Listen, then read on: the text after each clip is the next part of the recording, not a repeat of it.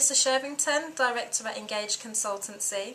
I'm very pleased to be interviewing Joy Warmington today, who is the CEO at BRAP, which is a national charity delivering services in equalities and human rights, based in Birmingham but working nationally.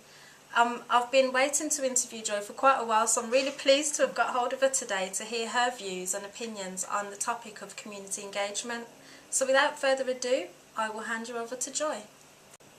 Good morning, Joy. How are you? I'm fine, Melissa. How are you? I'm great, thank you. Okay, the first question I'll ask is, what does community engagement mean to you?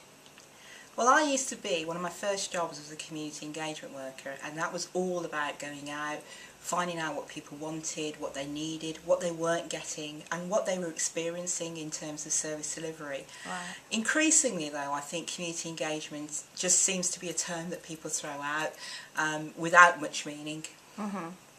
Okay. And what value do you feel community engagement brings to service providers and stakeholders or local communities?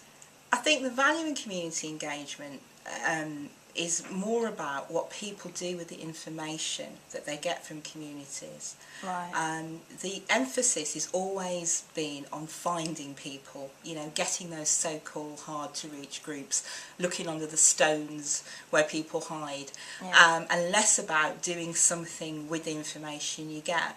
I think the value in communication, any sort of community engagement approach, has got to be, what are you going to do with that information? And do you have systems and processes within your organisation to decipher it and to use it and to feed back to people who you've been engaged with? Because if you don't, then there is no value in it. It's just a tick box exercise. Yeah, so it's all about bringing that information back and making use of it. Okay, brilliant. And just looking at the services delivered at BRAP, where does community engagement fit into what you do here? Well, we try not to be tokenistic about community engagement, because some communities have been engaged with so often that it becomes almost laughable. And for some people, we know what they want, we know what they need. The challenge is delivering it. So for us, community engagement has to be meaningful, and that means it either has to be working with people who are more vulnerable, in the sense that they have not been easy to engage, and that's been because they're either extremely marginalised within our society, or there hasn't been a focus in terms of participation and engagement for that particular group. And that's the only time I think that we'd be thinking about doing a specific piece of work on engagement. Communication and networking and passing on information are really important things to us, and we do that all the time, but specifically on engagement it would have to be very, very focused and very meaningful. Okay, brilliant. And just as a final thought, do you want to leave the listeners or the viewers with a final thought on community engagement? Is there anything else you'd like to say?